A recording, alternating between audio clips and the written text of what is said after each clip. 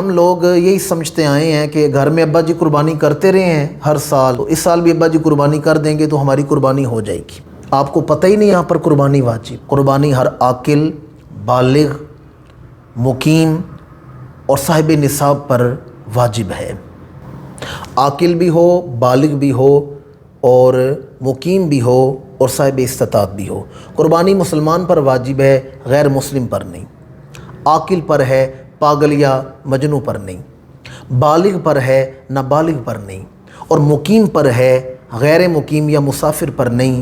اور قربانی صاحب نصاب پر واجب ہے۔ قربانی مقیم پر واجب ہے، غیر مقیم پر نہیں، یعنی مسافر پر نہیں۔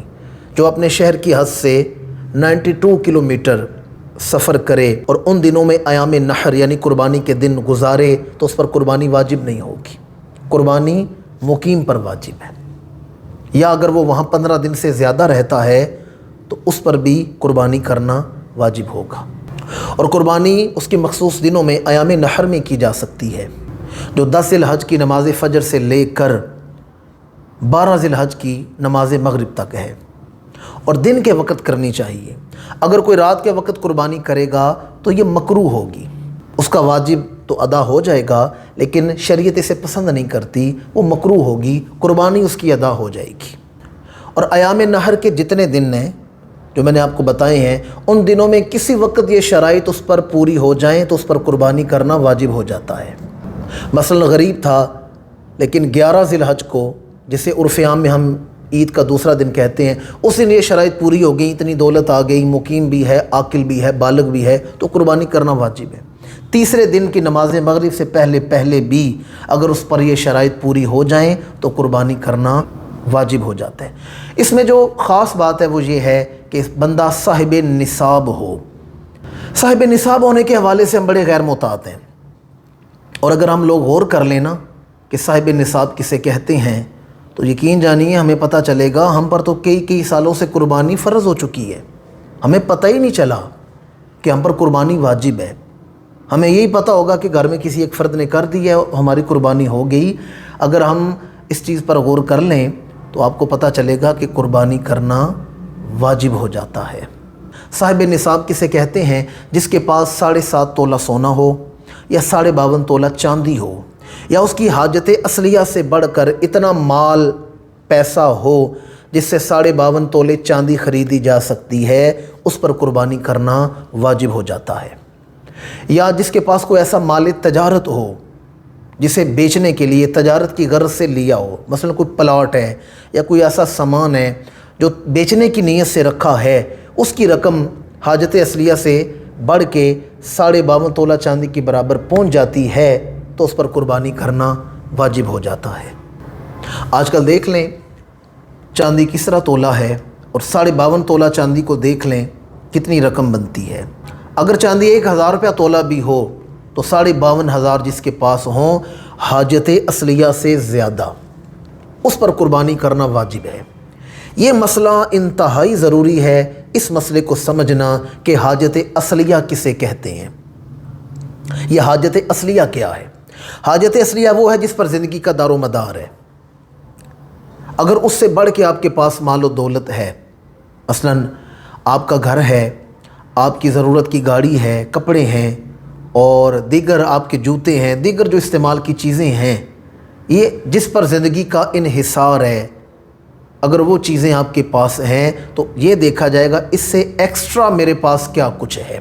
اس کا ایک آسان سا طریقہ یہ ہے کہ آپ کاغذ اور قلم لے کر بیٹھیں اور پھر شمار کریں کہ آپ کے پاس کون کون سی چیز ہے۔ یہ جو ضرورت کی چیزیں ہیں، فریج ہے، ریفریجریٹر ہے، گاڑی ہے، موٹر سائیکل ہے، یہ حاجت اصلیہ میں آتی ہیں، یا مائکرو ہے، یا دیگر جو استعمال کے گھر میں چیزیں ہیں، یہ حاجت اصلیہ میں ہیں۔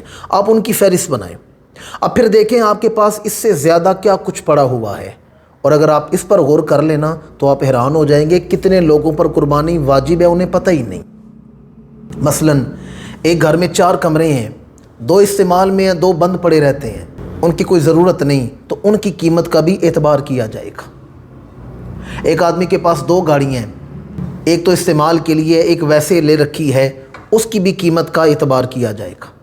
کسی کے پاس 2 موٹر سائیکلیں ہیں، ایک تو اس کی حاجت اصلیہ ہے، سواری ہے، استعمال میں ہے، دوسری اس نے ویسے لے رکھی ہے تو اس کی قیمت کا بھی اعتبار کیا جائے گا۔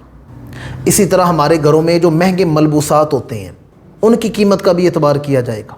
مثلاً عموماً ہم شادی کے موقع پر دیکھتے ہیں کہ دلہن کے لیے 50 ہزار کا یا لاکھ روپے کا لہنگا لیا جاتا ہے، جو بعد میں ویسے ہی پڑا رہتا ہے۔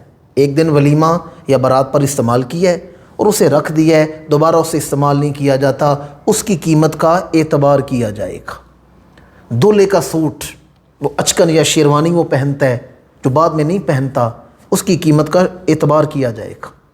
اسی طرح ایکسٹرا سوٹ گھر میں پڑے رہتے ہیں اور جوتوں سے تو ریک بھرے ہوئے ہوتے ہیں، تو وہ جو فالتو جوتے پڑے ہوئے ہیں ان کی قیمت کا اعتبار کیا جائے گا۔ اسی طرح جو خاص چیز ہے آج کل جس پر ہماری توجہ نہیں، وہ ہے موبائل فون۔ ضرورت کے لیے تو ایک فون کافی ہے، ہم نے 2 فون رکھے ہوتے ہیں، 3 فون ہیں، اور مہنگے فون ہیں، قیمتی فون ہیں، ان کی قیمت کا بھی اعتبار کیا جائے گا۔ گھروں میں جو قیمتی فانوس لگے ہوئے ہیں ان کی قیمت کا بھی اعتبار کیا جائے گا۔ اسی طرح اور بہت سی چیزیں ہیں جو حاجت اصلیہ سے زیادہ ہیں، ان تمام کی قیمت کا اعتبار کیا جائے گا۔ تو طریقہ میں نے آپ کو بتا دیا ہے، آپ کاغذ قلم لے کر بیٹھیں، آپ دیکھیں کیا چیزیں میرے پاس فالتو ہیں اور کیا میری حاجت اصلیہ میں ہیں۔ وہ جو حاجت اصلیہ کی چیزیں ہیں انہیں چھوڑ کر باقی چیزوں کی قیمت شمار کریں۔ ایکسٹرا موبائل ہے تو اس کی قیمت کیا ہے، فالتو جوتے ہیں تو ان کی قیمتیں کیا ہیں۔ اسی طرح اگر کوئی سوٹ رکھے ہوئے ہیں یا شادی کے سوٹ ہیں یا دیگر جو چیزیں آپ کی ہیں ان کی قیمت کو جب آپ شمار کریں تو پھر آپ کو پتہ چل جائے گا کہ مجھ پر قربانی واجب ہے یا نہیں۔ اگر تو ان ایکسٹرا چیزوں کی قیمت 52.5 تولے چاندی کے برابر رقم بن جاتی ہے تو آپ پر قربانی کرنا واجب ہو چکا ہے۔ آپ کو پتہ ہی نہیں یہاں پر قربانی واجب ہے، بلکہ علم نہ ہونا تو بڑے دور کی بات ہے۔ آج کل تو لوگ کہتے ہیں قربانی کی ضرورت ہی کیا ہے، اور یہ فتوے وہ دے رہے ہوتے ہیں جن کے اپنے ہاتھوں میں لاکھ کا موبائل ہوتا ہے۔ وہ کہتا ہے جو قربانی کرنی ہے کسی غریب کی شادی میں مدد کر دو، کسی کی بیٹی کی شادی میں مدد کر دو، کسی بیوہ کی مدد کر دو۔ میں نے کہا جب تو 30 لاکھ کی گاڑی لے رہا تھا تو گاڑی 10 لاکھ کی بھی لے سکتا تھا، باقی 20 لاکھ سے کسی غریب کی مدد کر دیتا، کتنی شادیاں ہو سکتی تھی۔ موبائل 20,000 والا بھی استعمال کیا جا سکتا ہے، 2 لاکھ والا موبائل ہم کیوں لیتے ہیں؟ تو اس وقت ہمیں اسلام غریب، مساکین اور بیوہ اور یتیم بچیاں یاد نہیں آتی، ہمیں جب بھی یاد آتا ہے نا تو صرف شاعر اسلام پر عمل کرتے ہوئے یاد آتے ہیں۔ تو بہرحال ایک آسان سا طریقہ میں نے بیان کر دیا کہ آپ ساری چیزیں شمار کریں، پھر آپ دیکھیں آپ کے پاس حاجت اصلیہ سے بڑھ کے کیا کچھ ہے۔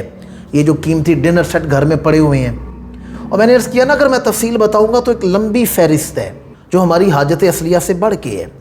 اگر قیمتی پینٹنگز دیکھی جائیں اور ڈیکوریشن پیس دیکھے جائیں وہ حاجت اصلیہ سے بڑھ کے ہیں۔ فالتو صوفے اور کرسیاں ہم نے لانوں میں رکھی ہوتی ہیں، ان تمام چیزوں کی قیمت کا اعتبار کیا جائے گا۔ اور بڑی خاص بات جس پر بڑی توجہ کی ضرورت ہے وہ کیا ہے کہ ایک گھر میں جتنے مالک نصاب ہیں اتنوں پر ہی قربانی واجب ہوگی۔ یہ میں نے اس لیے بولا خاص بات ہے کہ ہم لوگ یہی سمجھتے آئے ہیں کہ گھر میں ابا جی قربانی کرتے رہے ہیں ہر سال، تو اس سال بھی ابا جی قربانی کر دیں گے تو ہماری قربانی ہو جائے گی، والدہ صاحبہ قربانی کرتی ہیں تو قربانی ہو جائے گی۔ ایسا نہیں، گھر میں جتنے افراد صاحب نصاب ہیں، والد ہے، والدہ ہے، بیٹا ہے، اگر بیٹی کماتی ہے یا بہو بھی کماتی ہے، جتنے صاحب نصاب ہیں، اور نصاب میں نے آپ کو بتا دی ہے، جتنوں کے پاس 52.5 تولہ چاندی یا اس کے برابر رقم حاجت اصلیہ سے بڑھ کے سامان یا سامان تجارت کی ہے، اس پر قربانی کرنا واجب ہو جاتا ہے۔ ہر آدمی اپنی اپنی قربانی کرے گا۔ اگر ابا جی نے ایک قربانی کر دی تو انہوں نے اپنی قربانی کی ہے، مجھے اپنی قربانی خود ہی کرنا پڑے گی۔ ہم لوگ یہی سمجھتے آئے ہیں کہ گھر میں ابا جی قربانی کرتے رہے ہیں ہر سال، تو اس سال بھی ابا جی قربانی کر دیں گے تو ہماری قربانی ہو جائے گی۔ آپ کو پتہ ہی نہیں یہاں پر قربانی واجب